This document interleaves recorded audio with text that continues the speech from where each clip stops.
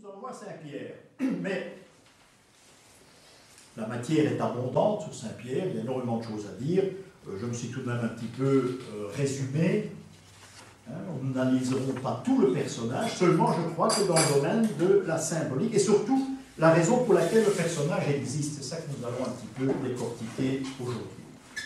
Alors je commencerai par faire un coup de théâtre. C'est que on vous parle des apôtres, ce que je vais essayer d'illustrer. Les apôtres, les 12 apôtres, ils sont 16 en total. Donc vous enlevez le 12 de votre esprit.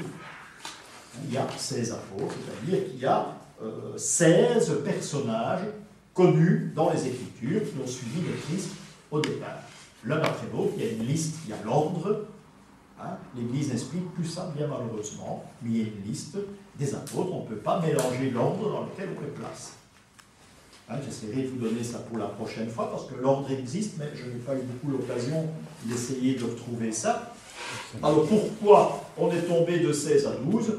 Eh bien, vous l'avez deviné, c'est pour des questions uniquement symboliques. Il fallait raccrocher les apôtres au système astral, aux constellations. C'est pas plus compliqué que ça. C'est comme les commanderies teutoniques que nous avons vues, il en fallait 12. Il n'en fallait pas une 13e parce que ça déboussole tout le jeu. Il fallait donc des satellites, mais il devait au nombre de 12. Comme ici, nos apôtres, eh bien, ils sont conservés comme rapport avec les astres, avec le ciel. Et ça, c'est très important. Donc, 12 apôtres et une 13e personnalité, qui est le soleil, ce qui est tout à fait logique. Ce soleil, ce sera bien sûr le Christ. Voilà, au départ, comment il faut considérer la présence des apôtres. Les apôtres, pour les chrétiens, finalement, c'est beaucoup de choses, ce sont les envoyés. Parce que si on parle des apôtres qui vont adhérer au système, eh bien, les apôtres, ce sont les envoyés, ce sont ceux que vous connaissez qui vont aller dans les 4 coins du monde. Pour autant, tout cela a été fait. Il faut rester prudent. Nous sommes également, on peut facilement entrer dans la légende, étant donné qu'on ne peut jamais vérifier si les évangiles sont véridiques, etc. Mais comme je dis toujours, ils existent. Donc c'est une base, les évangiles, ce sont des codes. Et ces codes, il faut les respecter, et surtout, il faut en parler. Alors on parle de symbole des apôtres. Pour ma part, le symbole des apôtres, c'est tout autre chose de ce qu'on nous enseigne. Ce ne sont pas les attributs. Les attributs des apôtres, vous les connaissez, je crois. Je vous ferai également la liste pour la prochaine fois, avec tous les apôtres et leurs attributs. Généralement, ce sont les objets de supplice, sauf Saint Jean, éventuellement. Donc, ces envoyés qui ont un symbole chacun. Chacun sont représentés par une phrase. C'est ça la symbolique des apôtres. Dans le fond, en dessous de chaque statut d'apôtre, on devrait indiquer une phrase. Parce que chacun est reconnaissable par la phrase qu'il va prononcer. Au Moyen-Âge, il y avait des statues des apôtres. Elles sont rares. Les apôtres tenaient ce qu'on appelle un phylactère, c'est-à-dire une bande de papier ou de tissu où il y avait une phrase. Tout comme les prophètes. Le but de l'apôtre n'est pas un prophète, mais le système est exactement le même. Alors, encore une fois, si on n'aime pas parler du système astral, eh bien, on nous dit que les 12 apôtres se sont réunis dans une pièce et ils ont composé le credo. Le credo serait donc d'inspiration divine, ce serait d'inspiration divine, mais écrit par les apôtres, ce qui veut dire qu'il y a 12 phrases dans le credo, et chaque apôtre a donné sa phrase, en commençant par Saint-Pierre, parce qu'il y a un ordre aussi. Il y a un ordre aussi. Donc, lorsque vous récitez le credo à l'Église, eh bien, automatiquement, vous parlez de la liste des 12 apôtres. Et la signification, vous avez l'ensemble de la prière, qui est la plus vieille prière d'ailleurs, le credo. Donc ils se réunissent, chaque apôtre va dire quelque chose de différent. Le credo, ça nous fait 12 phrases, et chaque statut d'apôtre est en rapport avec une des phrases du credo. Alors, celui qui commence, qui sera toujours représenté, oui, parce que l'ordre déterminé existe, vous entrez dans une cathédrale, hein, eh bien, vous avez les 12 apôtres, en général, puisqu'il y a 6 colonnes à gauche, il y en a 6 à droite, ça fait 12, c'est ce qui soutient toute la cathédrale. On a bien eu l'architecte en plus, mais ça c'était une autre signification. Mais ces apôtres doivent être placés dans un ordre bien déterminé. On ne peut pas les mélanger. On impose. S'ils ne sont plus dans cet ordre, eh bien c'est qu'on a perdu le sens des choses. Et on commence toujours par Saint Pierre qui dira « Je crois en Dieu, le Père Tout-Puissant », c'est le début du credo. Et puis on passe la parole au suivant. Et ça fait tout le tour. Et le dernier dira « Ainsi soit-il », il dira « Amen ». C'est le dernier, c'est lui qui a le moins dur, je crois. Donc je crois qu'il a tout de même une phrase en plus. Alors vous avez, sur ces fameux phylactères, il y a chaque fois indiqué avant la parole, avant cet extrait du credo, il y a le nom de l'apôtre. Pierre a dit, il y a la phrase, Jacques a dit, etc. etc. C'est comme ça que ça commence chaque fois. On se base sur Saint Matthieu, je ne l'ai pas dit, on se base sur Saint Matthieu pour créer les statuts, les placer dans l'Église et pour le credo. C'est Saint Matthieu qui sert de base. Ah oui, d'accord. Donc, Matthias, c'est le dernier qui est en course, hein, parce qu'il c'est aussi un mystère comment il a été élu parmi les 12. Matthias, ça a été très rapidement. Ça a été très rapide, on ne lui a même pas beaucoup posé de questions, il s'est engagé, on l'a pris, point final. Pourquoi? Parce que le système planétaire, le système astral, perdait nos roues, on ne peut pas perdre de roues, sinon c'est la descente vertigineuse. Donc il fallait trouver quelqu'un, on a trouvé Matthias. Et Matthias termine en disant la résurrection de la chair et la vie éternelle, et il prononce ainsi soit-il. C'est la dernière phrase. C'est le remplaçant de Judas. C'est le remplaçant de Judas. Judas, on n'en parle pas. Hein. Quoi qu'il y a moyen de faire des conférences sur Judas, mais enfin, soit on en parle pas. Donc, 12 apôtres sur les colonnes, un ordre discipliné, un ordre qui doit rester en principe le même. Le credo est en rapport donc avec le système astral. Et ça, c'est important parce que ça nous donne un autre sens. Le credo est doublement sacré. Ce que je vous dis là, eh bien, les prêtres nous expliquaient ça il y a des lustres, mais malheureusement, c'est un enseignement qui ne se suit absolument pas. Ceci n'a rien de judéo-chrétien, moi je le dis chaque fois.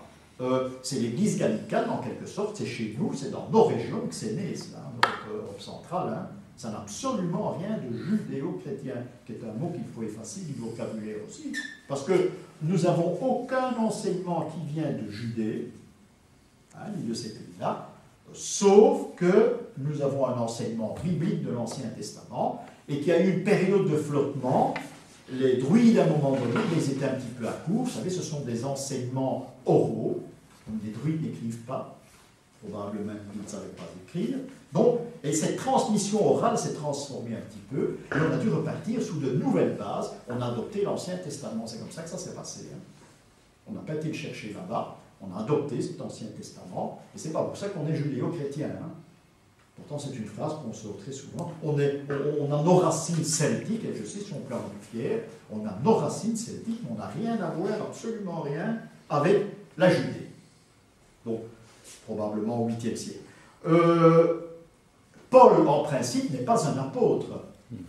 En principe, l'Église a dit Paul ne fait pas partie des 12, et bien oui, d'accord, il ne fait pas partie des 12 normalement, mais il fait partie de la bande.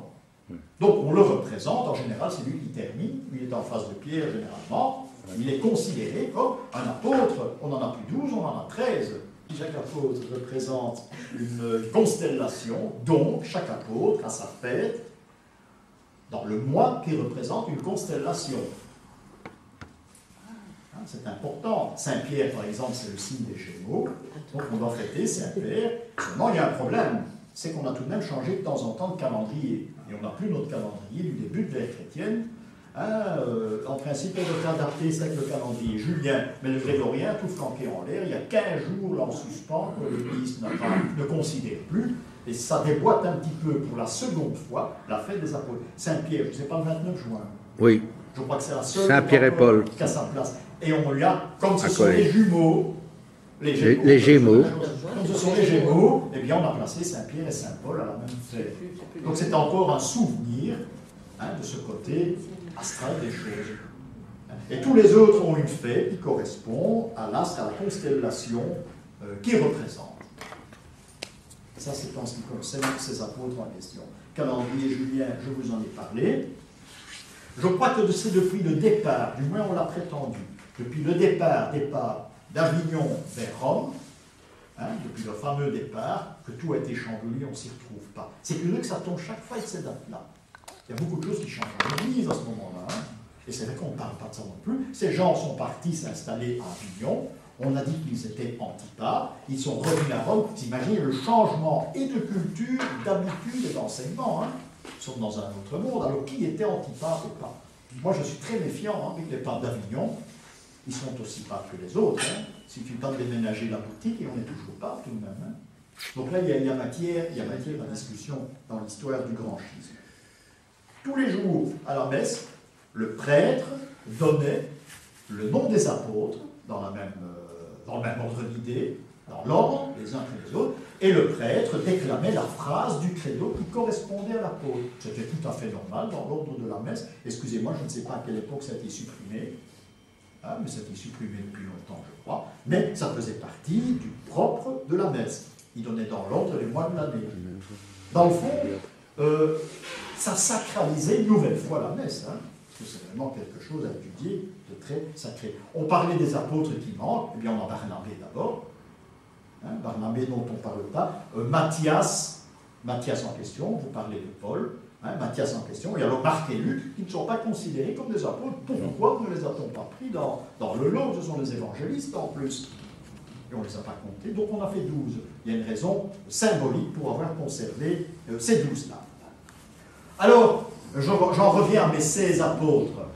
Pourquoi peut-on prétendre qu'il y avait 16 apôtres et pas 12?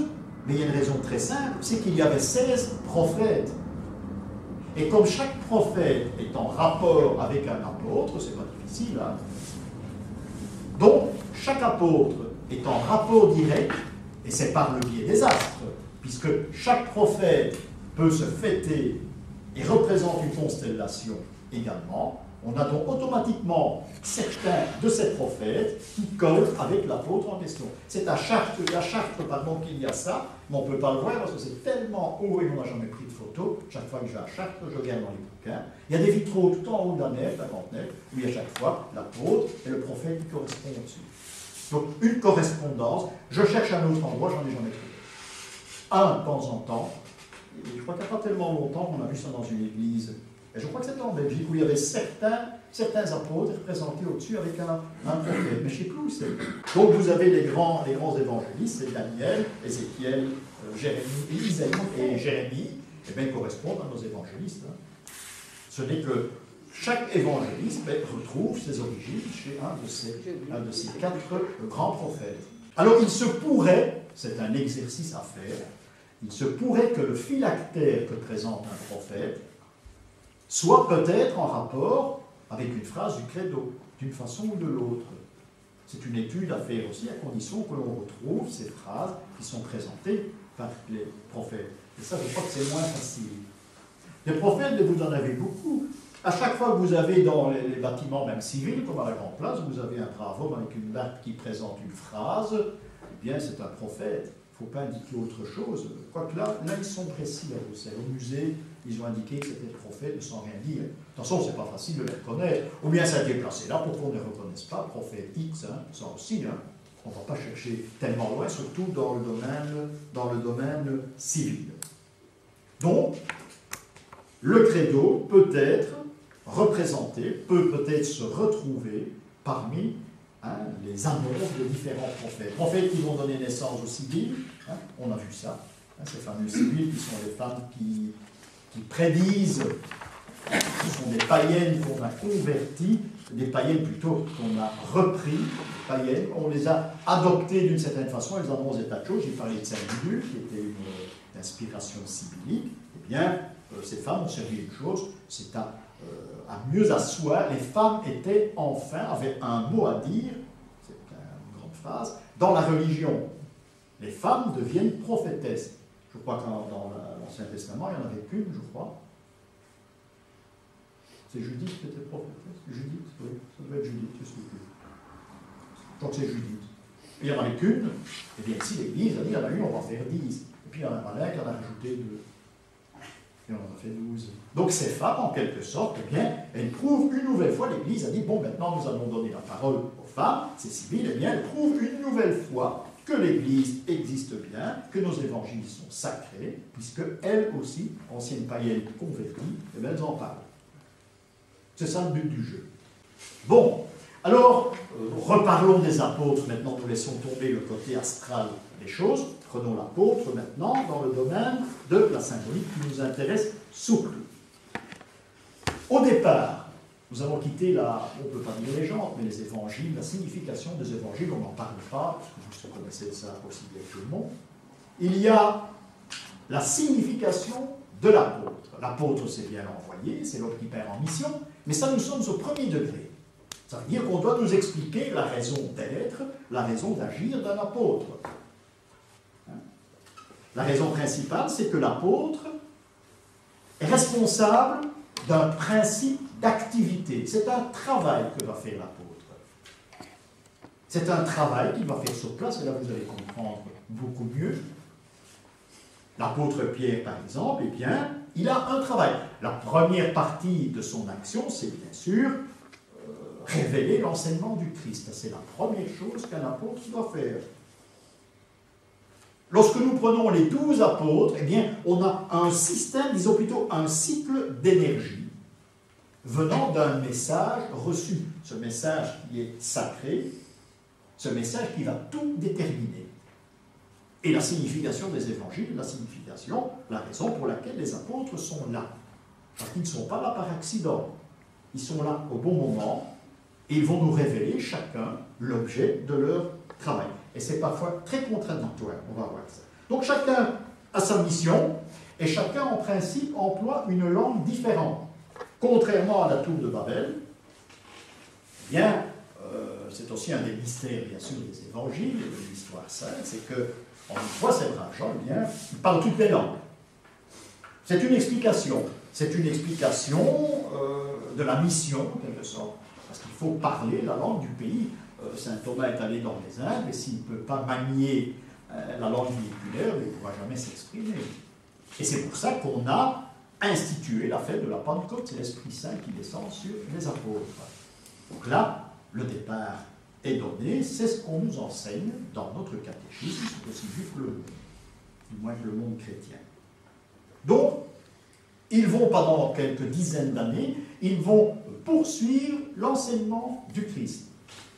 L'enseignement, vous pouvez trouver ça dans les actes des apôtres notamment, il y a un enseignement qu'ils vont propager. Bien souvent, leur martyr, parce que la plupart, bon, ils vont tous être martyrisés, la plupart, et bien souvent, leur martyr peut se retrouver avec l'importance de leur engagement. Hein, les grands martyrisés, bien, comme Pierre par exemple, il n'y a pas mieux comme représentation d'un apôtre qui s'engage d'une certaine façon. Hein, et il va d'ailleurs périr, on verra ça tout à l'heure, on dit il va périr la tête en bas, je ne vous apprends pas grand-chose. Seulement, parfois, c'est le cas de Pierre, on essaiera d'en trouver d'autres, le supplice d'un apôtre est en rapport avec un fait historique de la même époque. Alors ça devient très intéressant, parce qu'on peut se faire une idée de quelle façon les évangiles ont été écrits, de quelle façon, pourquoi on nous les enseigne de cette façon-là. Pas les évangiles, mais plutôt les actes des apôtres. Curieusement, ces apôtres sont absents, parfois, dans des grands ouvrages de théologie. Pierre, par exemple, est totalement absent chez Jacques de Voragine. Est-ce qu'il a existé un jour, dans cette fameuse légende dorée qui nous parle des tas de saints, a-t-il existé un jour? C'est difficile de le dire, en tout cas, il ne s'y trouve pas. À vous de chercher dans les anciennes éditions, moi j'en ai deux. Dans la seconde, la plus récente, on ne trouve aucune trace de l'apôtre Pierre. Le système d'étude des apôtres est duodécimal. Ça veut dire qu'on doit, aujourd'hui, on doit étudier les apôtres deux par deux. L'un complète l'autre. L'un donne en quelque sorte vie à l'autre. Il y a des caractères, puisqu'ils se suivent en principe dans la ligne des constellations. Donc il y a certains caractères qu'on va retrouver chez un apôtre et chez l'autre. Ça veut dire qu'on est toujours dans cette roue finalement, parce que c'est ça, c'est la roue des constellations. On va les retrouver deux par deux en suivant leur engagement auprès du Christ. Ça aussi. Voilà comment on étudie normalement, en symbolique, on étudie les apôtres deux par deux. Quand il y a un personnage qui fait défection, parce que ça existe, les roues fonctionnent normalement, mais parfois il y a un petit grain de sable, c'est Judas, et bien il faut aller très vite. Comme j'ai dit tout à l'heure, il fallait trouver Matthias, ça a été très très vite, hein, ordre mineur, ordre majeur, on dira à l'église, hein, le même jour il était engagé, il n'a même pas pu dire non. Saint Matthias a été inhumé. Dans le fond, Saint Matthias est le seul apôtre qui a été inhumé dans nos régions, dans le nord, puisqu'il a été inhumé à Trèves. Vous l'avez été vu avec moi, il y a une magnifique cathédrale où il y a son tombeau, d'ailleurs, où il est vraiment vénéré, parce qu'il faut voir, on vient de très loin, sur le tombeau de Saint Matthias, un apôtre dont on parle pratiquement pas. C'est vraiment le remplaçant, c'est la roue de secours. Et là, il est vénéré. Je me souviens avoir été il n'y a pas tellement longtemps, mais il y avait des cercles de motocyclistes, de vélos, tout autour de la place, qui venaient, et ça n'avait pas l'air de grands chrétiens, et pourtant, hein, les fait pas la chanson, la vie fait pas le moine. J'étais tout de même très étonné que des motards baraqués, crâne rasé, style skinhead, etc., laissent agenouiller devant la tombe de Saint Matthias. C'est curieux. On ne pensait pas à ça. Hein. Donc, c'est le tombeau, mais c'est le seul qui est enterré chez nous, pour des raisons que je ignore, mais il doit y avoir des raisons. Oui, il y a une très belle maison, qui a une très belle église, une basilique qui fait un petit peu Mexique comme ça. Vous vous souvenez, ça vous n'avez pas été là avec moi? Ou bien vous l'avez oublié? Hein? Ça fait un peu Mexique, des couleurs, une belle façade avec des couleurs jaunes, roses, comme ça. Ils l'ont restauré après la guerre, parce qu'il y a eu aussi certains problèmes. Donc, les constellations, les 12 constellations, mais il doit y avoir un maître au centre, c'est le Christ qui est le soleil. Le Christ sera toujours le soleil. Quand on présente Jean l'évangéliste, on présente le soleil, eh bien c'est l'élément qui donne la vie à tout, c'est le Christ. Hein, quand on présente l'aigle de Saint Jean, qui est son attribut, eh bien l'aigle peut regarder le soleil, il ne lui arrivera jamais rien, c'est peut-être le seul animal de la création. Donc, ce qui porte l'apôtre Jean dans une autre dimension, qui est la dimension gnostique, c'est une toute autre explication. Ça. Donc, un système solaire bien élaboré. Un système solaire qui va commencer le cycle par l'ère des poissons, puisque Pierre sera, dans le fond, le plus représentatif de l'ère des poissons, puisqu'il est le premier en ligne de compte. C'est lui donc qui va prendre la parole dans ce fameux credo. Les apôtres sont donc des porte-paroles, donc des envoyés, des porte-paroles, et on va les assimiler aux travaux d'Hercule, parce qu'on n'a rien inventé. On récupère tout ce qui est mythologique. Nos 12 apôtres, nos constellations, ce sont les 12 travaux d'Hercule. On ne vous a probablement jamais donné cette explication de travaux, mais les apôtres, ils ont une mission, c'est-à-dire qu'ils ont un travail. Ils doivent assurer une tâche. Et ils doivent surtout ne pas s'entourer de personnages néfastes. Parce qu'alors il faut une force supérieure, et ce sera le cas de Pierre, pour essayer de lutter contre l'esprit du mal. Ce qui veut dire qu'on pourrait même, je crois que ça fait partie du travail, on pourra retrouver certains apôtres qui ont subi une certaine tentation, et on peut leur retrouver l'esprit du mal qui va les côtoyer, dont on peut parler. D'où certains événements historiques. Parce qu'on ne peut pas chercher l'esprit du mal où il n'est pas. Hein, on peut comparer certaines situations historiques de l'époque, généralement rapport à leur martyr. Hein. Quand un empereur les condamne, etc. Hein, il n'y a pas de trace de tout ça dans l'histoire. Hein. J'avais un brave garçon là, qui est le fils de monsieur... J'ai plus son nom, ça.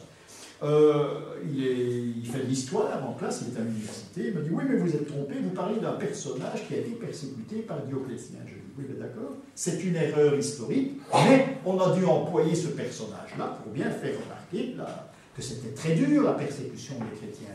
On aurait mis quelqu'un d'autre, ça passait moins.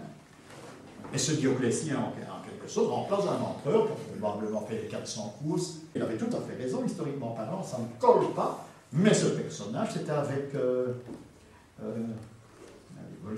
Apollonios de Tyane. les dates d'Apollonios de Tyane ne correspondent pas à Dioclétien. Seulement le fait qu'il a été torturé et qu'il a failli le mettre à mort, hein, et ben, parce qu'il a gagné son procès. Hein. Hein, ben, voilà, mais ça, c'est tout autre chose. Alors, hein. Ça renforce un petit peu le côté persécution. Il faut se méfier de ça avec l'histoire de nos apôtres aussi, parce qu'en principe, ils sont tous martyrs. Donc, le travail, les travaux des apôtres, hein, vont en quelque sorte refléter les 12 travaux d'Hercule. On ne peut pas les comparer, mais le système est le même. Il faudrait réétudier ces 12 travaux d'Hercule que l'on trouvait dans les cryptes romanes, dans les églises. Hein, puisque c'est un petit truc. Si on vous montre une crypte romane, vous descendez, vous avez des chapiteaux qui représentent le Nouveau Testament. Vous dites, c'est pas vrai, je me suis disputé à mort en France, je sais plus très bien où, avec une conservatrice, mais il n'y a plus personne du groupe encore qui est aujourd'hui conservatrice. Vous dites, mais vous blasphémez. Je dis, mais ils ne sont pas venus, c'est des trucs qui datent du 12e, peut-être du 13e. Alors je dis, ça c'était un vrai homme, il était tout nu, il n'avait pratiquement rien. Mais ici c'était des contrées à la grecque, avec fuite en Égypte, etc. Ça ne tient pas la route. Il n'y a jamais de représentation des évangiles dans une crypte romane, ça n'existe pas. C'est un non-sens. On a référence à des travaux, comme Hercule, les travaux de Samson, ça existe aussi, les 12 travaux de Samson. Il y a Daniel aussi. Et bien voilà, ça nous retrouverons dans les cryptes anciennes, mais rien d'autre. Ou bien alors, c'est vraiment ici, je n'en ai jamais rencontré. Donc c'est un truc pour savoir si l'endroit où vous vous trouvez, eh bien, est un endroit réel, s'il n'a pas été transformé, parce qu'on retaille aussi. Hein. Quand on voit qu'on a un chapiteau qui est en mauvais état, bon, on le retaille, on risque de le retailler, n'importe quoi. Hein. Ça arrive aussi assez souvent. Donc, il y a un ordre chronologique, vous l'avez dit tantôt, c'est l'ordre de Matthieu. Matthieu, bon, on a une chance, c'est que lui, il nous parle d'un ordre chronologique d'enseignement, hein, les apôtres, qui se sont voués à la mission, à l'enseignement. Donc, cette mission, mais je vais vous lire les textes, cette mission, eh bien, se déroulera 2 à 2. Pierre ne peut pas se séparer d'André. Jacques le Majeur de Jean, Philippe de Barthélemy, Matthieu de Thomas. Ah, vous prenez le nom de tout ça? Ah, ben, alors, Pierre et André sont les 2 premiers. Jacques le Majeur, Jean, l'évangéliste. Hein. Philippe, Barthélemy, Matthieu, Thomas. Matthieu, Thomas. Jacques le mineur et Thaddée. Simon, Judas. C'est un autre Judas, c'est pas le même, il y en a les 2. Et Matthias. Donc, ce sont les représentations, ils sont toujours 2 à 2, et c'est dans l'ordre d'engagement. Pierre commencera toujours, André, le faire se présenter à côté de lui. Il faut aller dans les cathédrales maintenant, vous allez voir ça, avec votre petit copulon. Vous verrez Jacques le Majeur, Jean, etc. Ils se suivent. Je crois qu'à Saint-Gudule, ils sont dans l'ordre, ils ne sont pas toujours dans l'ordre. À Saint-Gudule, je pense qu'ils le sont, et à la chapelle, vous en avez vérifié. Bon, alors, venons-en à Pierre en question, on va essayer de le centrer un petit peu. Son nom vient de Patros, Pierre, en grec, Patros. Il serait donc le premier élément de ce cycle. Il prendra comme nom Képha, qui vient de l'araméen, qui veut dire le crâne.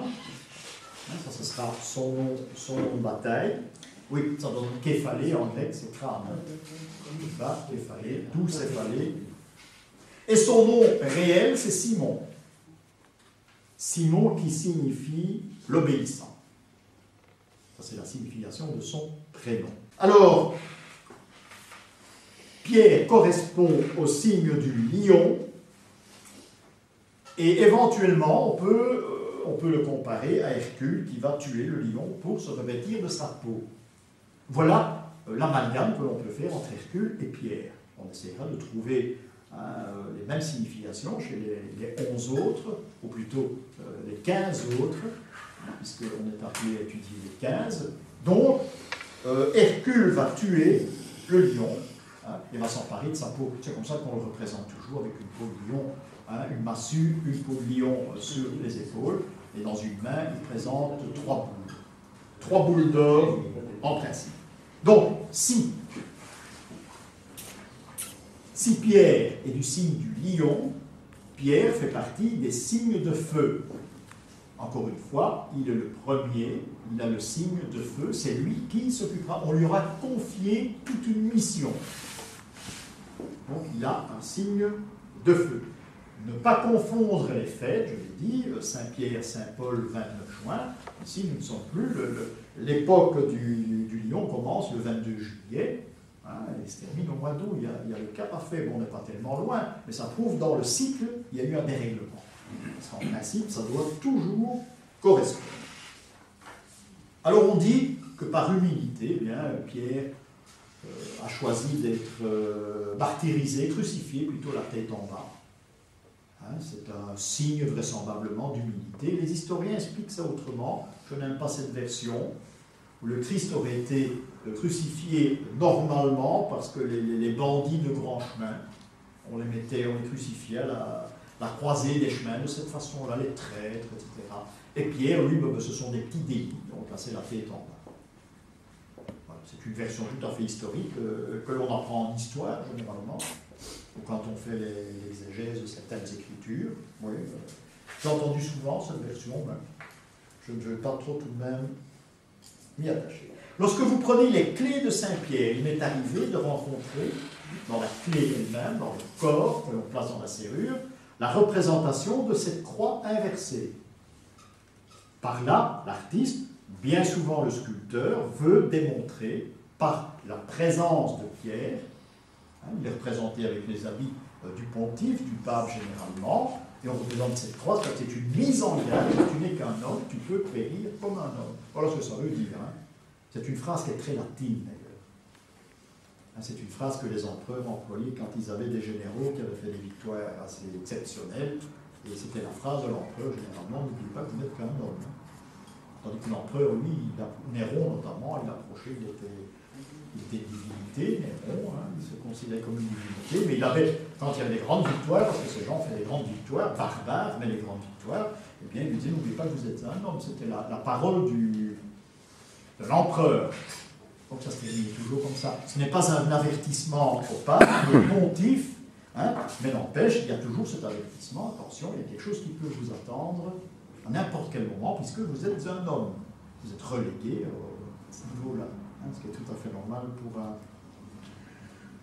héros. Donc, il y a ce culte de la croix renversée. Nous verrons tout à l'heure, il y a l'orteil de Saint-Pierre aussi. C'est curieux. Ce qui est moins curieux, c'est que dans toutes les églises importantes qui ont été consacrées à Saint-Pierre, on va présenter un Saint-Pierre en pontife, c'est-à-dire la croix dans la main, la tiare, un grand manteau, il est assis sur un siège. C'est la même fabrique, je pense, qui a fait toutes ces statues. Mais il y a une chose curieuse, c'est que les sandales de Pierre, le pied de Pierre est important. Encore une fois, on a dit que le pouce de Saint-Pierre devait correspondre à des mesures de l'endroit, c'est tout à fait ridicule, ça n'a aucun sens. Mais c'est chaque fois les sandales de Pierre qui sont vénérées. Et surtout le pouce. Qu'est-ce que je raconte? L'orteil. Il y a personne qui me reprend. Oui, on Dans la basilique Saint-Pierre, on va caresser le pied de Saint-Pierre. Le pied, ouais. En général, c'est le pied ou l'orteil. Ouais, le pied. Mais il y a une raison, je vous montrer tout à l'heure. Et tout le monde photographie. Ah, ça fait partie du jeu aussi. Hein. Et puis l'orteil de Saint-Pierre, c'est une protection dans certaines maladies. Bon, ben, la coqueluche notamment, et bien, on a l'église Émilie, et j'ai mentionné, on a caressé le pied de Saint-Pierre, et la pied comme ça, tout livré. C'était pour la coqueluche. Donc le pied de Saint-Pierre a beaucoup. Dans le fond, ce serait sa dernière attache avec le monde. Du moins avec le monde sacré. Mais je vous l'expliquerai tout à l'heure parce que j'ai une photo qui va illustrer tout cela. Tous les bébés le font. Oui. Pierre a également un surnom que l'on n'emploie plus, c'est le déchaussé. Il a été à un moment donné, on disait Pierre le déchaussé. Pourquoi? Mais pas le déchaussé ne veut pas dire celui qui n'a plus de sandales. Hein. Est-ce que c'est un rapport avec ce culte au pied de Saint-Pierre? J'en sais absolument rien. J'ai tout de même une autre explication. Mais celui qui abandonne tous les liens terrestres, on l'appelle le déchaussé. C'est un très vieux terme. Donc on abandonne les liens terrestres, on est pieds nus comme les apôtres, on est pieds nus comme les prophètes, parce que le prophète doit prophétiser les pieds nus, en principe, il doit être en attache directe avec les courants du sol, mais pas avec des sandales, c'est un non-sens. C'est un non-sens. Donc le déchaussé, C'est quelqu'un qui a reçu une connaissance, et qui est en rapport avec le sacré de la terre. C'est exactement la même chose pour l'ordre des carmes. Ah ben oui, mais ça maintenant, les carmes, on les met pieds nus dans des sandales, je ne crois pas, mais ce sont des gens qui expérimentent leur connaissance, ce qu'on leur a donné comme connaissance, ce qu'on leur a livré, ils l'expérimentent, du moins ils l'expérimentaient, parce que les ordres ont changé aussi, c'est pour ça qu'on les appelle les déchaussés. Alors j'imagine que ça a été pris à la lettre à un moment donné, ben, ils ne plus de chaussettes, quoi. À l'origine, encore une fois, c'est tout autre chose. Pierre, eh bien, il va porter le surnom du déchaussé. Inutile de vous dire qu'il était le préféré du Christ, parce qu'il lui a confié tout de même certaines missions importantes. Donc, c'est le côté bien, le côté du travail positif. Seulement, Pierre va devoir lutter, comme tous les apôtres, il sera placé face à un aspect négatif, Pierre positif, et un aspect négatif, et cet aspect négatif peut être un aspect historique. C'est qu'il va devoir faire face à un autre apôtre, qui se prenait pour un apôtre, entre autres, c'est le fameux Simon le magicien. Simon le magicien est un personnage historique, c'est le préféré de Néron. Il faut savoir une chose, c'est qu'à ces époques-là, eh bien, et même dans l'Égypte ancienne, l'Égypte antique, eh bien, les magiciens, il n'y a que ça. Ils avaient des tours de passe-passe assez extraordinaires, surtout les Égyptiens, en Grèce aussi, mais les Romains également. Ça veut dire qu'il y a des gens qui sont habitués à fréquenter les cours, et notamment l'empereur, il aime beaucoup les magiciens, parce que le magicien fait rêver. Et entre deux batailles, eh bien, on aime bien rêver, parce que les Romains veulent se battre.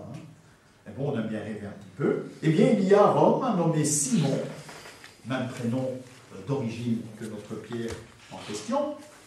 Donc, on a une certaine dualité. On a ici, dans les travaux de Pierre, Pierre va devoir combattre le mal, ce qui est un petit peu fait partie du programme des apôtres et des gens d'église. C'est-à-dire qu'il faut combattre l'élément nocif, l'élément perturbatoire à ce cycle des apôtres qui ne demande qu'une seule chose, c'est à fonctionner.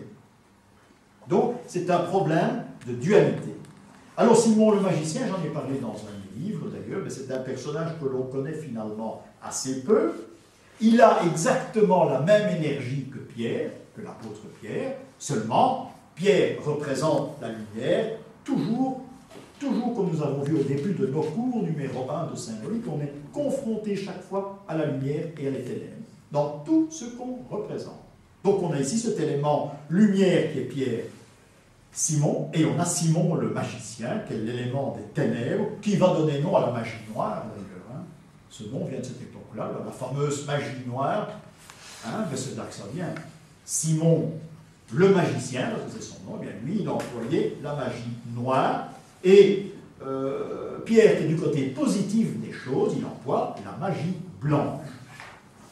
Voilà les deux éléments qui sont confrontés. Alors, qui est ce Simon le magicien, qui serait un personnage historique, je pense, puisqu'on en parle tout de même. On en parle surtout chez les Romains. Et on donne des exemples, il y a même certains dessins que l'on rencontre là.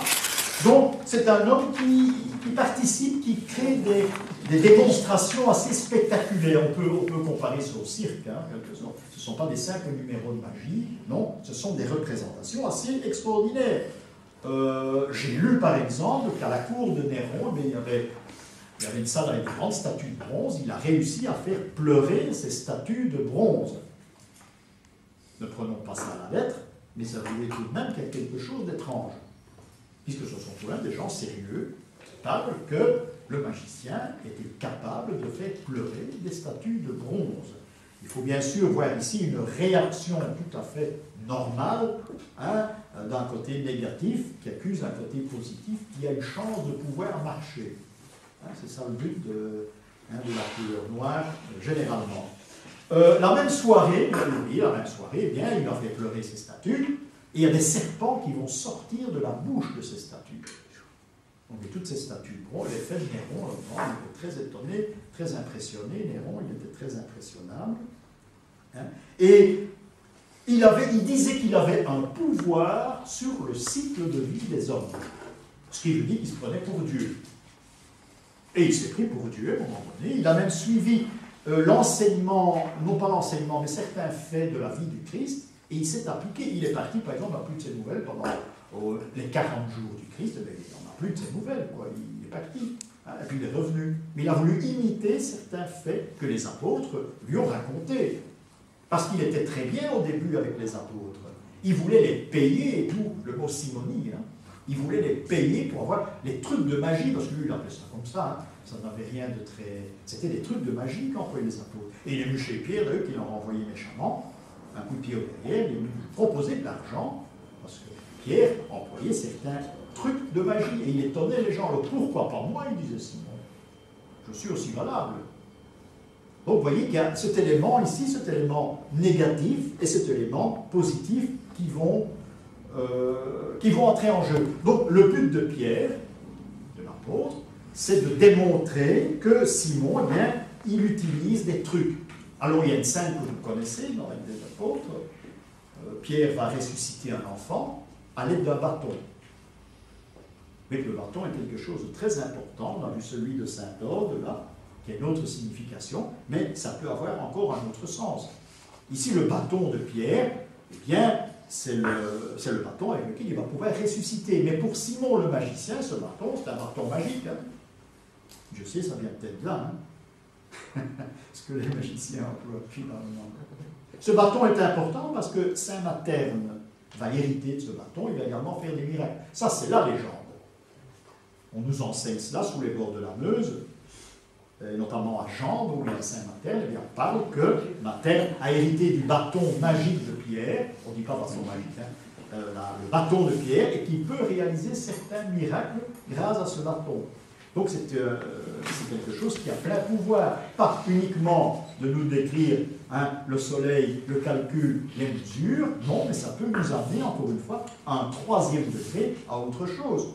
Alors ce bâton, ce gnomon de Saint-Orde, eh bien, qui amène l'esprit du sol, c'est-à-dire hein, la source, l'eau, peut avoir encore une autre signification. Il faut encore aller plus loin pour retrouver ça. Il y a encore une étape à suivre. Mais il y a peut-être un rapport entre ce bâton. Le bâton de Saint-Pierre, qu'il a reçu, que Materne a reçu, mais il se trouve dans le trésor de la basilique de Tongres. Vous pouvez le voir, hein, il est là. On n'ose plus dire que c'est le bâton de Saint-Pierre. Hein, on explique que c'est le bâton de Saint-Materne. Mais lorsqu'on prend l'histoire de Saint-Materne, eh bien, il a reçu ce bâton en gage. Il a dit, ben, tu pars en mission. Et alors, qu'est-ce qu'on a fait avec Saint-Materne? Eh bien, on a dit, bon, il faut quand même lui donner une mission, parce que sinon, on a peu de traces. Eh bien, Saint-Materne, c'est lui qui aurait créé les Vierges Noires. Il les aurait fabriquées. Parce que Materne, c'est la terre, c'est la mère du monde, c'est la Vierge Noire. Donc, Materne serait l'auteur de ces différentes Vierges Noires que l'on rencontre. Je pense que d'autres apôtres sont également tentés par des magiciens. Je crois que c'est Jacques également, qui a été tenté par un magicien, mais je ne sais plus son nom, il devait avoir un nom assez grec. Enfin, c'est Bravo, on enseignait, qui faisait des miracles rapport aux évangiles, notamment, puisqu'il se prenait tout de même un petit peu pour Dieu aussi. On peut faire une comparaison entre le judaïsme qui veut supplanter le christianisme, ça peut être ça aussi, cette représentation de Simon. Bon, qu'il ait existé, on en est presque certain, mais on ne connaît pas grand-chose de ses travaux. Sinon, une chose, et là c'est certain, parce qu'on en parle, c'est qu'il est mort pendant un de ses travaux. Là, on en est certain. C'est l'exemple de Pierre qui, le côté bénéfique des choses, combat le mal et réussit. Ça s'est fait par l'esprit, pas avec un bâton, ça s'est fait par l'esprit.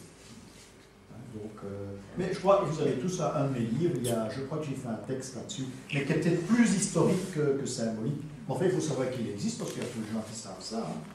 Hein.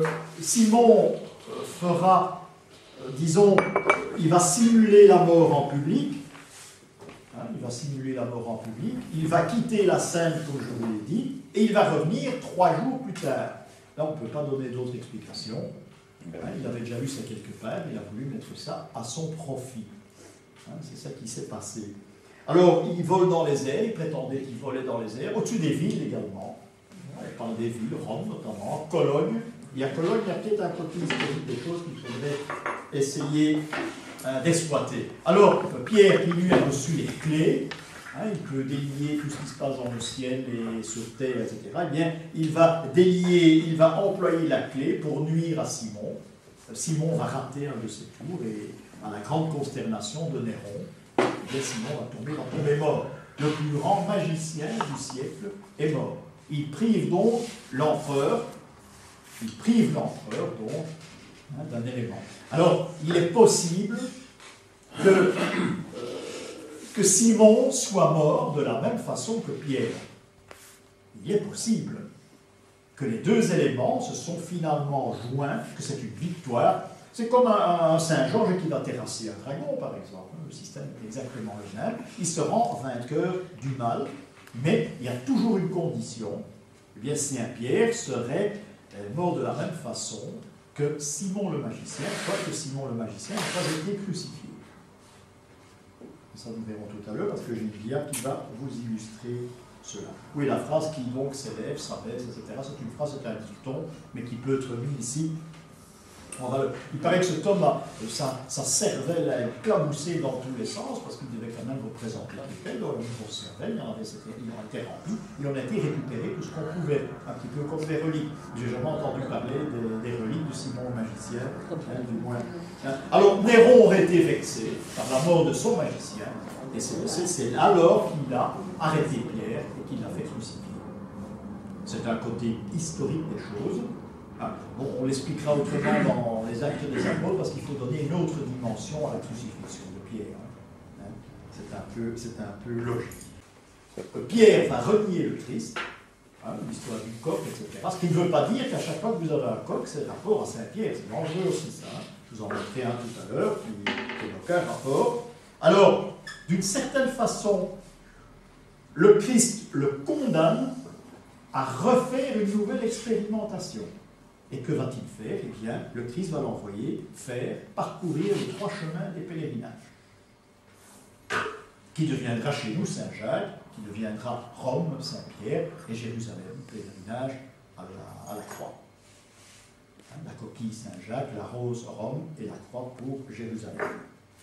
Évidemment, c'est le nom qu'on a donné à ces pèlerinages d'initiation. Ils existaient à l'époque du Christ, non pas qu'ils étaient fréquentés, mais l'idée existait, puisque c'est le Christ qui a institué les 3 pèlerinages. Donc c'est quelque chose de sacré. On n'a pas inventé ces routes. On les a exploitées d'une autre façon. Là, oui, c'est devenu les grandes routes marchandes, notamment celle de Compostelle. Donc, il y a cette idée de pèlerinage que le Christ va instituer au moment de sa transfiguration, qui est peut-être une des plus belles scènes qu'il y a dans les évangiles, la transfiguration du Christ entre Isaïe et Moïse, mais il ne réserve ce spectacle, il ne le réserve qu'à 3 apôtres. Il refusera la présence des autres. Il y aura Pierre, il y aura Jean, il y aura Jacques. Et ces 3 apôtres vont donner naissance aux 3 pèlerinages que l'on connaît, Jacques Compostelle, Pierre Rome et Jean Jérusalem, Éphèse, Jérusalem. Donc l'idée du pèlerinage, de cette expérimentation, de ce tapis de la connaissance existe déjà chez le Christ, et il va condamner Pierre à poursuivre, à s'engager dans ces 3 pèlerinages. Il sera pardonné, parce que le Christ, on dit qu'il pardonne, mais oui, c'est ça. D'accord, mais il y a tout de même une condition, il y a toujours une condition. On n'en parle pas de celle-ci. Et c'est la raison pour laquelle, eh bien, vous avez une tiare avec les 3 couronnes. On a donc les 3 chemins d'initiation. Après avoir fait ces 3 chemins, eh bien, en principe, vous devez être maître de votre initiation. Vous avez la connaissance complète. Je n'ai fait que celui de Compostelle. Ça me suffit pour le moment.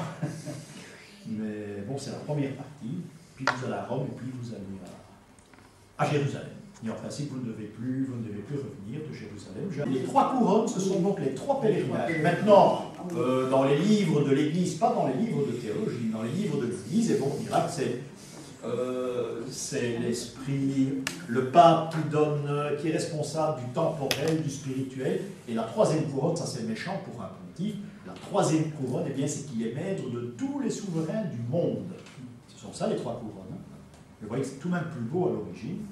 Lorsqu'on parlera d'établir ces 3 couronnes, eh bien, on donnera la signification des 3 pèlerinages, c'est-à-dire Pierre qui est forcé de partir d'ici. Recommencer le travail. Tout n'est que travail. Le reniement de Pierre, ça fait peu de choses dans les évangiles, hein, finalement, mais c'est quelque chose de grave. Vous savez, Christ a placé toute sa confiance en un homme, hein, qui n'agit pas comme il faudrait, parce que toute sa confiance était en Pierre. Hein, il y a aussi beaucoup de choses à dire sur le remplacement de Pierre par Paul, par exemple. Hein, c'est aussi toute une science. Hein. Ouais, c'est énormément de choses. La bagarre entre les deux. Ouais. Est-ce que c'était contemporain? Pardon. Donc voilà, Pierre sera mis à mort. Oui, tout à fait. Les 3 chemins de pèlerinage, qui sont des chemins vers la lumière, vous partez des ténèbres, et ça se remarque surtout à Compostelle, je m'excuse que je n'ai pas fait les autres. Ah oui, oui. Mais à Compostelle, pendant les 500 premiers kilomètres, à chaque fois que vous avez une halte, vous devez rentrer dans le sol. C'est très curieux. Pierre, c'est le... Mais vous avez affaire à des cryptes, à des églises où il faut descendre 50 mètres avant d'aller. Je vous en ai montré une à Saint-Malo, si vous étiez à Saint-Malo, il y en a une. C'est très chrétien. Ça veut dire que le pèlerin doit toujours se rendre compte qu'il est le néant pendant longtemps, très longtemps. Ou bien vous avez des cryptes avec des feuilles, des animaux qui font peur, etc. Donc il doit se remettre en question. C'est ça le but. Et je me souviens d'un village dans le Bordelais où on descend, il fait noir d'ailleurs, mais c'est un peu l'effet. Vous venez du soleil et vous êtes sur la terre battue en même temps. Et à un moment donné, vous devez vous abaisser comme dans une grotte, mais vraiment vous devez vous abaisser. Hein. Vous n'êtes pas digne de continuer normalement ce pèlerinage. Vous devez passer dans le sous-sol et sortir de l'autre côté. Une fois que vous passez dans les Pyrénées, c'est un peu différent. Juste à Compostelle, là vous recevez le coup de lumière, là c'est le coup de grâce. Hein. Mais c'était intéressant ce pèlerinage, surtout le faire d'une façon dont on le fait rarement, c'est-à-dire qu'il faut s'arrêter à toutes les chapelles. C'est ça qu'il faut faire, parce qu'il y a un enseignement irrétiré. Voilà pour la tiare. Alors, on dit que c'est Pierre qui a, avant de mourir, il a demandé à son bourreau de l'exécuter, de le crucifier, mais la tête en bas. Ce seraient les dernières paroles de Pierre, parce qu'il ne veut pas être comparé à la mort, le supplice qu'on a infligé à Jésus. Donc, il y a, dans le fond, il y a un chemin initiatique pour Simon le magicien, il y a un chemin initiatique pour Pierre. Donc les deux, s'ils se sont confrontés d'une certaine façon, chacun a suivi un chemin initiatique. Sinon, ce n'est pas possible. Très différent l'un de l'autre. Mais ce n'est pas possible, même si l'autre est un magicien. Et ils sont morts exactement de la même façon. Je vais vous présenter, donc, en résumé, en une phrase, eh bien, que Pierre, comme les autres apôtres, eh bien, ils font partie d'une petite part, un 12e du système solaire. Et il est du signe du lion. Ça, c'est important. Je vais vous projeter, pour terminer, quelques diables. Alors, ce culte à Saint-Pierre, nous l'avons parlé du côté acte des apôtres, nous avons étudié le côté astral, mais maintenant, il faut voir l'application de ce que Pierre a fait chez nous, dans la religion chrétienne. Alors, on a un endroit ici où vous avez peut-être le plus beau menhir qui reste de la civilisation, qui est à Dole de Bretagne. Oui. Bon, cet endroit pourrait s'appeler la Pierre. C'est possible qu'à une époque, on appelait ça la Pierre, un lieu de rendez-vous peut-être. Et si la pierre n'avait pas été enlevée, eh bien, si la pierre avait été enlevée, on aurait pu mettre là une chapelle, ou une église, peut-être même voir une cathédrale à Saint-Pierre. Donc il y a une liaison chez nous, une liaison entre le mégalithe et le saint. Je donne un exemple que je donne toujours, c'est chez nous à Bruxelles. Le lieu de la pierre, c'était où se trouve l'hôpital Saint-Pierre, que vous avez connu. C'est un lieu de rendez-vous, probablement, qui fait partie des mégalithes qui entouraient Bruxelles. Alors très vite, on a enlevé la pierre, on a christianisé l'endroit, on a mis une chapelle Saint-Pierre, qui est devenue église Saint-Pierre, maternité Saint-Pierre, hôpital Saint-Pierre, tout ce qu'on veut. Mais à l'origine, c'est ça.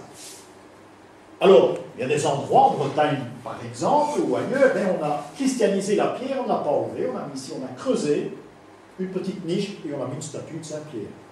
Par exemple, je fais une proposition qui n'est pas gratuite, mais on aurait pu éventuellement placer ici une niche avec un saint, Saint-Pierre en l'occurrence, mais on en aurait fait un endroit, vu la représentation de ce dolmen, c'est très phallique, il faut l'avouer, eh bien, de ce menhir, pardon, c'est très phallique, eh bien, on a pu éventuellement, là, il pouvait se passer certains rites où les hommes allaient, enfin les enfants par exemple, où les femmes allaient prier pour que les hommes puissent les honorer.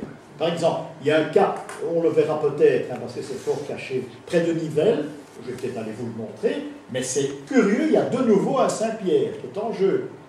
C'est une chapelle Saint-Pierre, et bien là Saint-Pierre avait un phallus. Et on venait gratter la poudre, on le mettre dans des petits sachets, et les femmes mettaient ça dans un verre d'eau chez elles et buvaient. Donc ça c'est une origine. Voilà une autre représentation d'un Saint-Pierre qui est à peu près complet. Je dis à peu près parce qu'il n'a pas la croix. Il a le bâton marcheur. Il a le coq, bien sûr, qui est son attribut, puisqu'on va prier Saint-Pierre pour la coqueluche, entre autres. Il a les clés qu'il a reçues, qu'on lui a données. C'est une belle représentation. On voit un Saint-Pierre, c'est assez original, mais c'est un peu dans cette tenue-là qu'on se baladait en Judée à cette époque-là. J'ai vu, il y a pas mal de temps, j'ai vu une statue de Saint-Augustin. Il était habillé comme ça, c'est très rare. Hein. Et il avait les cheveux crépus. Tunis, il vient de Tunis, hein. De Carthage, Saint-Augustin. Oui, et quand il était gamin, il était en jupette. Hein. On n'a jamais osé le représenter comme ça, parce que bon, c'est l'évêque, c'est celui qui trône. Mais j'ai vu une représentation d'un Saint-Augustin de toute façon, et c'est réel. Alors voilà une ancienne auberge, hein, qui s'est appelée bien sûr aux deux clés, mais rien ne nous empêche de croire, la date aura probablement été ajoutée, peut-être, hein, en fait, mais rien ne nous empêche de croire que nous sommes ici sur des terrains qui ont appartenu à des cisterciens, par exemple, puisque la représentation des clés de pierre à Bouron appartient à l'ordre des cisterciens. En fond, c'est un cachet, un logo, une marque. Attention, ne prenons pas, il ne faut pas prendre ça à la lettre non plus. Si vous avez un Saint-Pierre avec des clés rondes, ça n'a rien à voir avec Cîteaux. Hein. Vous avez 8 chances sur 10 tout de même. Hein. Mais ici, c'est un cas. Hein. Nous sommes à peu près certains qu'ici, c'était une dépendance de l'abbaye de Cîteaux, ça appartenait. Les abbayes avaient des dépendances, quelque chose d'énorme. Les abbayes étaient très riches. Je parle toujours de celle de Nivelles. Hein, il n'y a pas longtemps, je crois, je ne sais pas si c'est chez vous, non, c'est à Nivelles qu'on m'a posé la question. Eh bien, à Nivelles, il y a Sainte-Gertrude. On va dire, ah oui, mais il y a une Sainte-Gertrude en Allemagne, on m'a cité l'endroit, je ne sais plus très bien où. Et ils les viennent tous les ans, au pèlerinage de Sainte-Gertrude. Et bien, il y a un groupe d'Allemands, ils sont de moins en moins nombreux, mais ils sont là, avec le drapeau de Sainte-Gertrude. Mais ce n'est pas un accident. L'abbaye de Sainte-Gertrude de Nivelles, qui était très riche, avait des biens en Allemagne. Et la première chose que l'on fait, c'est de construire l'église et d'y placer Sainte-Gertrude. Hein. Et c'est un double sens. Premièrement, on marque sa propriété, mais le petit tronc qui est dans la petite chapelle de Sainte-Gertrude, les petits sous, ça va à Nivelles. Hein. Ça ne va pas dans le village allemand. Hein. Et on vise ça aussi, c'est aussi important. Hein. Et de temps en temps, on change de saint, parce que le saint, excusez-moi de l'expression, ne rapporte plus. C'est souvent le cas dans les Ardennes, et on change de saint. On met un Saint-Hubert, le gamin de Saint-Hubert, hein, il ne peut pas grand-chose à part la rage, et on voit que le tronc ne marche plus très bien, on place une autre statue de saint, quelque chose de plus radical. Mais ça se faisait assez souvent. Et puis il y avait des luttes entre les églises principales, hein, qui avaient la propriété en quelque sorte exclusive du saint, qui devaient rendre une partie de l'argent des troncs. C'est toute une histoire, il y a des procès pour ça. Il y a des procès qui ont été... Donc ici on a une auberge qui a pris le nom aux deux clés. Hein, ceci est très ancien. C'est vraisemblablement la date est exacte, c'est la fin du XVIe siècle. Ouais. Bon, mais c'est l'indication que c'est une propriété. Hein, ou bien, ce morceau de linteau de porte eh bien, vient d'un autre endroit qui appartenait au cistercien. Je n'ai pas fait l'historique de la maison. C'est en Alsace, mais je ne sais plus très bien où. Ça fait... Ah. Je ne voulais pas projeter, je crois, la fois dernière, hein, ce merveilleux tableau de Rubens. Vous voyez, c'est un tableau, nous chantons... Ah oui, mais les couleurs ne sont plus respectées. Hein. Ça, on est à l'époque de Rubens, au XVIIe siècle. Ça reste des sujets bibliques, des sujets imposés par l'Église, mais les couleurs ne sont plus respectées. Le rouge, d'accord. Hein. Le pape est habillé de rouge, c'est obligatoire. jusqu'au jour où, c'est Jean 22, un départ d'Avignon, eh bien, lui, il avait des problèmes, un homme très, très, très intelligent, mais il avait des problèmes, c'est qu'à un moment donné, dans sa vie, il a voulu manger que de la viande, que des légumes, tout en blanc, pas une autre couleur. Ça, c'est pas d'humilité, c'est parce que le blanc, c'est la lumière. Alors, il refusait toute autre nourriture que la nourriture de couleur blanche. Et il s'est habillé de blanc. Et le pape qui s'habille de blanc, c'est pas tout à fait logique, parce que c'est pas une preuve d'humilité pour commencer. Les ordres religieux habillés de blanc, c'est la même chose. Hein. Les cisterciens étaient en blanc. Il n'y avait pas de statue dans leur église, et ils s'habillaient de blanc. C'est pas tout à fait normal. Mais le pape est habillé de rouge, parce que le rouge, c'est la couleur du passage. Hein, de vie à trépas. Le trépas, c'est noir. Hein, la vie, c'est blanc. Donc on passe par le rouge. C'est la couleur de passage. Tout ce qui est rouge et huit, c'est la couleur de passage. C'est peut-être un message du peintre aussi.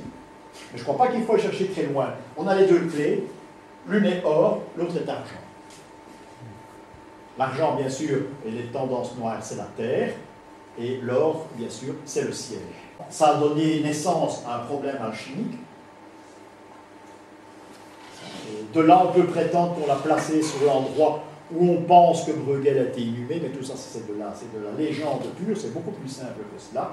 Ça peut avoir un rapport avec la chimie, c'est du moins ce que présentait Saint-Hilaire. On n'a jamais été très d'accord entre lui et moi au point de vue de l'alchimie. Je voyais ça d'une toute autre façon, et ça mérite beaucoup de compléments d'information. Ça, c'est un nouveau. Voilà une autre représentation de Saint-Pierre. Je crois que celle-là a été photographiée à Rome. Toujours les deux clés. Voilà un exemple. Vous avez les deux clés à bourron, ici, mais ça n'a rien à voir avec Cîteaux. Hein. Donc il faut encore peser, il faut se rendre compte si le raisonnement peut tenir. À Rome, dans une église, ça ne peut pas avoir de rapport avec Cîteaux, c'est impossible.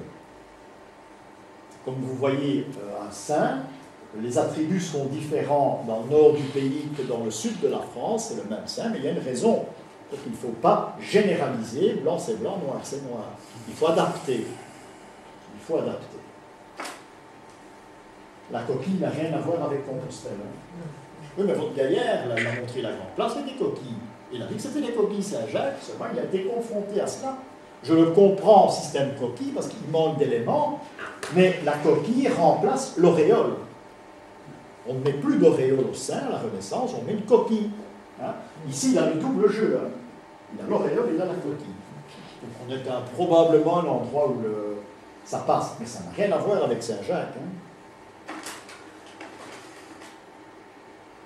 Chose curieuse ici, où on a la représentation d'un Saint-Pierre avec cette clé, à bout carré cette fois-ci, ce qui veut dire qu'il délie ce qu'il y a sur terre.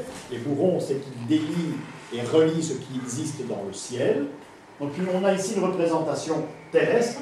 On pourrait avoir ici la représentation de la croix à l'envers. Ce n'est pas le cas ici, quoi qu'on peut même chercher, il y a quand même une croix dans ce sens-là. Hein. Enfin, soit. Et on a ici, chose curieuse, on a le pectoral des grands prêtres d'Israël.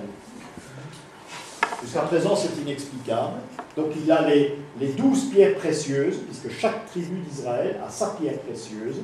Il y a donc ces 12 pierres que porte le grand prêtre au temple, qui officie au temple. Il doit y avoir une raison, parce qu'on ne fait rien sans raison, mais je n'ai pas encore trouvé la. Mais c'est curieux comme Saint-Pierre. Hein. Dans le fond, il y a la tenue du grand prêtre. Hein. Donc il y a quelque chose à essayer de dénicher là-dedans. Voilà, on a tous les attributs que l'on peut imaginer. On a un coq au-dessus, mais ça n'a rien à voir avec Saint-Pierre. Voilà. Oui, là, il faut être prudent. Hein. Il faut être très prudent. Il faut voir ce Saint-Pierre, ce coq, pardon, doit retrouver une signification ici. Alors on a la croix, on a le soleil, on a la lune, on a le Christ en croix, on a les deux manants là tout autour, on a la lance, on a l'éponge, et on a le Saint-Esprit vers le haut. Donc on a une image de la résurrection. Et le coq, c'est le symbole de la résurrection, c'est à son Christ, c'est lui qui lève le soleil en quelque sorte. Parce que jadis, on croyait que le coq, à son chant, le soleil arrivait. Bon, c'est l'inverse, je veux bien, mais enfin, tout un temps, on a cru que c'était ça. Donc, le coq est ici. C'est un symbole de résurrection. C'est lui qui va réveiller le Christ, qui va le faire renaître. Donc, ça n'a rien à voir avec Saint-Pierre. Hein. Mais voilà, on pourrait tomber dans un piège ici, hein, très facilement. Vous voyez.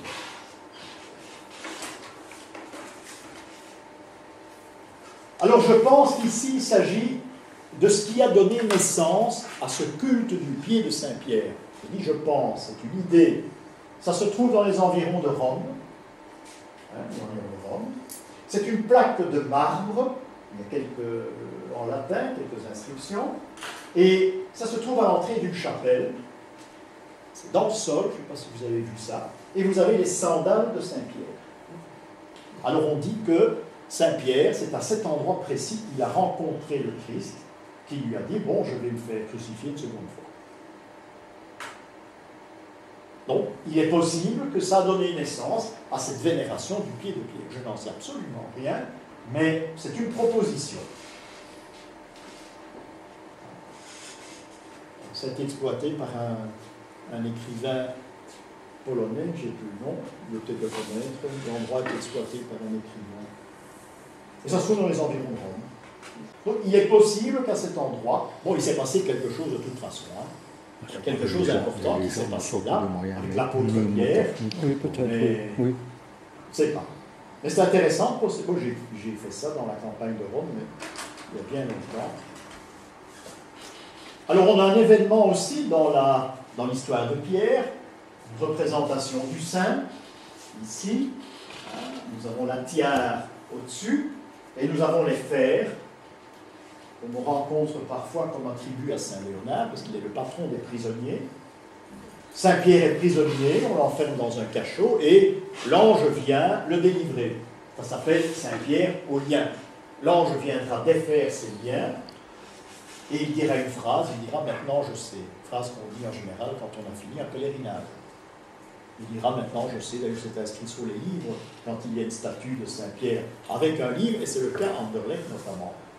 Donc ça s'appelle Saint-Pierre au lien. Si vous voyez vous voulez voir les liens de Saint-Pierre, je crois qu'ils sont à Sainte-Marie-Majeure à Rome, dans une église, dans une ville, derrière une vitre, les liens sont conservés, ce sont des chaînes. Ce sont 2 chaînes. Après, eh bien, un morceau de chaîne va servir à faire tous des petites limailles. Ces limailles seront enfermées dans des clés. Ces clés seront remises à tous les grands évêques de la chrétienté, dont Saint-Servais. Saint-Servais qui avait la clé avec les limailles de Saint-Pierre à l'intérieur. C'est pour ça que vous avez certains évêques, les saints sur les autels, dont Saint-Servais notamment, qui sont représentés avec une clé à la main. Voilà l'explication à peu près historique. Voilà un tableau allemand qui est très curieux. Un homme qui était athée, eh bien, il a fini ses jours, ce peintre, en réalisant ici la présentation des clés à Saint-Pierre. C'est très curieux comme histoire, ce tableau. C'est un homme qui était complètement athée. Il a même combattu méchamment l'Église, un peu avant les guerres de religion. Et il institue, le Christ l'institue. Il a bien sûr une clé très bizarre, très bizarre, mais c'est surtout ce qui est important, c'est l'Église.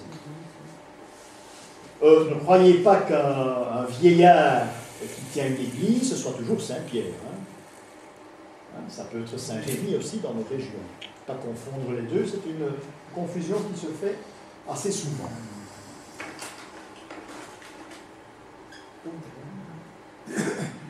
Voilà donc la crucifixion de Pierre, la tête en bas. Bon, maintenant il y a le fameux problème historique, Pierre à Rome. Il est très contestable que Pierre soit passé à Rome. Le siège de Pierre a été... On a conçu politiquement la ville de Rome sur un soi-disant tombeau de Pierre. Il y a peu de chances que ce soit un tombeau. On en a parlé pendant tout un temps que c'était pas ça, Et puis Pie XII a décidé un beau jour d'en faire des recherches tout de même pour qu'on en sache un petit peu plus. Vous imaginez que si le pape avait avoué que ce n'était pas le tombeau de Pierre, c'était la révolution dans l'Église. Alors Pie XII a refermé tous les livres, il a dit on va faire des recherches, ce qui est vrai, il y a eu des recherches, il a dit c'est Saint-Pierre, on en est certain. Tu vois, on est certain de rien, premièrement, et puis ensuite, il y a peu de chances que Pierre soit venu à Rome. Il est venu à Rome, il a été à Bagdad. Paul est venu à Rome. Là où il est, là on en parle. Mais Pierre à Rome, on n'en parle pas. Voilà encore une représentation de Pierre ici, mais sans les pieds. Sans clé. Donc sous le livre, il doit y avoir indiqué en latin, et maintenant je sais. C'est ça qu'il présente d'ailleurs, c'est son livre. Donc c'est vraiment le personnage ici qui représente la foi, par excellence. Une présentation des deux doigts, et le livre, c'est vraiment la représentation de la foi, puisque Saint-Pierre fait partie d'un chemin d'initiation dans l'Église qui représente la foi, contrairement à Saint-Jean qui représente la connaissance. Ce sont deux églises parallèles.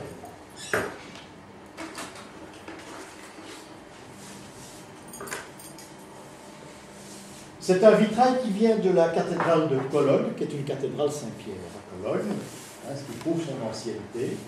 Non pas la cathédrale actuelle, parce que celle-là elle a été terminée un peu avant la guerre, en principe. Vous avez un évêque, vous avez le Saint-Patron, probablement le patron de la ville de Cologne. Nous avons Saint-Pierre avec une clé qui est passée, avec la tiare papale. Ça, je crois que c'est à Cologne. Il faut étudier tous les blasons qui sont vraisemblablement des donateurs.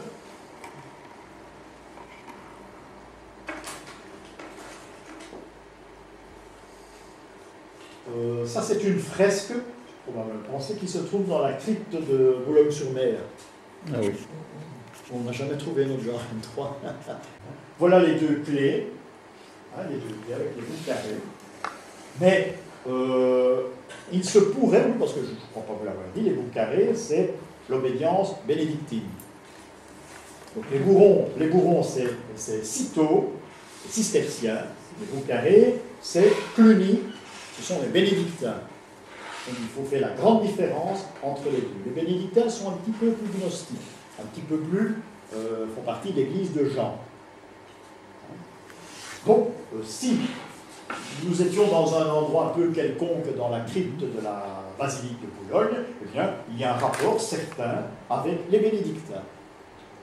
Mais plus instruits. Ah oui, les bénédictins, c'est un ordre assez exceptionnel. Dont on ne se fatigue pas de leur enseignement. D'ailleurs, ce que nous faisons depuis le début de nos cours, on est au 54, je crois, c'est un enseignement bénédictin à la lettre. C'est rien d'autre. Et vous voyez ce qu'on enseignait dans le temps, et encore, on ne sait pas. Je prétends divulguer un dixième, les 90% autres, on ne connaît plus. On a des manquants, c'est un fait. Et puis on ne profite pas non plus d'un enseignement complet.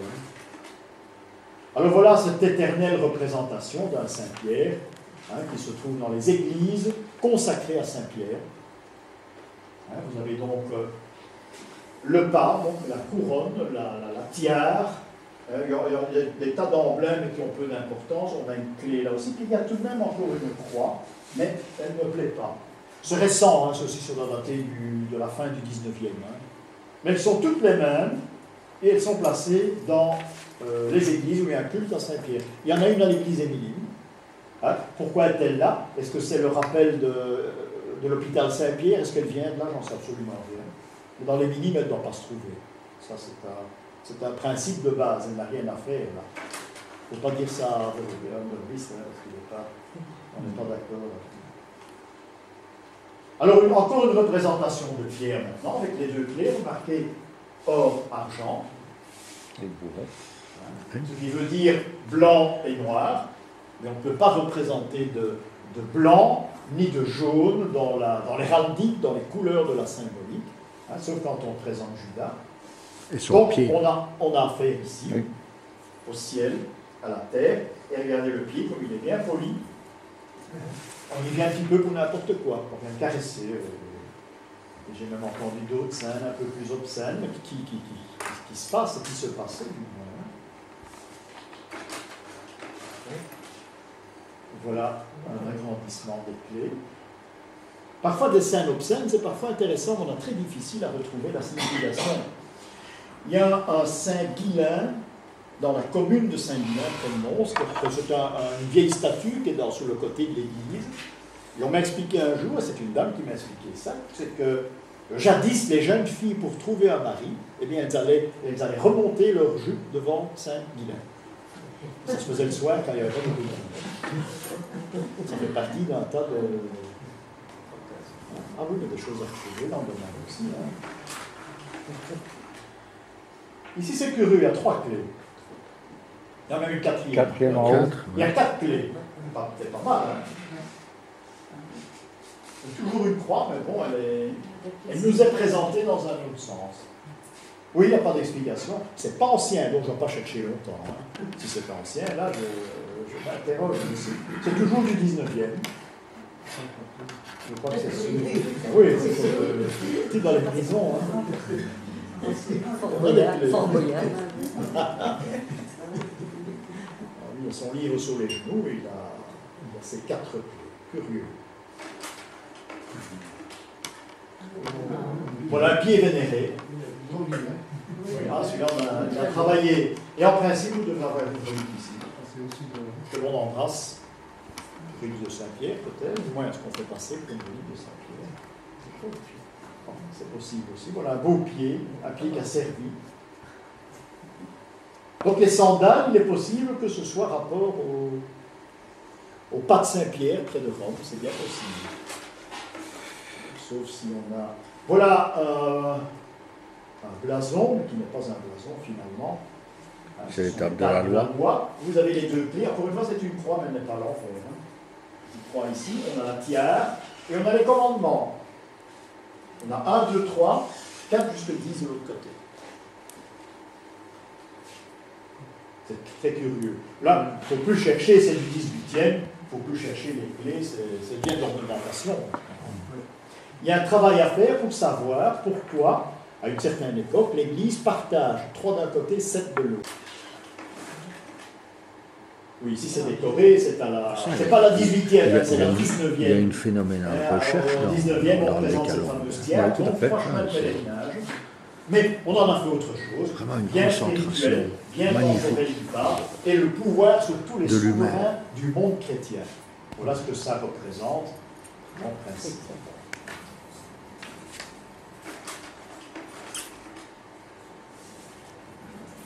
C'est à Saint-Pierre, à Rome.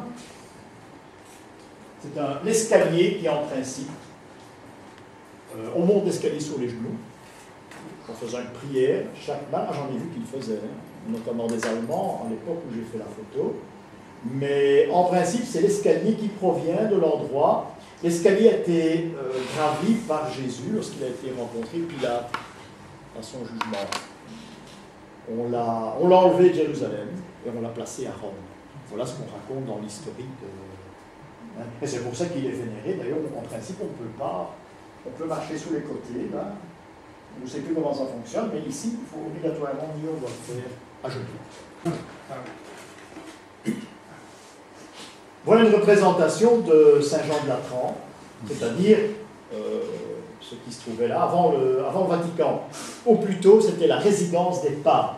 L'église du Vatican existait, c'était la basilique Saint-Pierre, hein, mais la résidence des papes était à Saint-Jean de Latran. C'est une construction carolingienne, c'est une reconstitution, hein, pour se faire une idée de ce que c'était. Là, dans les livres, il faut être très prudent lorsqu'on parle de la résidence du pape. Souvent, on voit que c'est le Vatican, mais lorsqu'on parle des papes de l'an 1000, on est un petit peu dans l'erreur. Hein. Ah, c'est beau, oui, c'est grand. Et le tombeau de Saint-Pierre se trouverait ici, en dessous de l'autel principal de la basilique. Mais c'est un petit peu dérangeant lorsqu'on...